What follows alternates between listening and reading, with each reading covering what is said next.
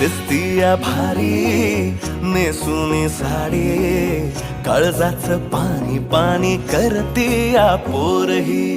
अदा क्यूट वाली गावरान बोली, खट्याळ थोडी माझ्या काळजाची चोरही.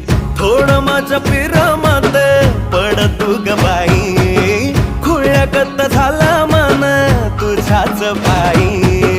आता मला लागली या लग्नाची घाई, नाही आता बोलू नको अग माझी राणी. होशील का या पठ्याची सोबर घरवाली.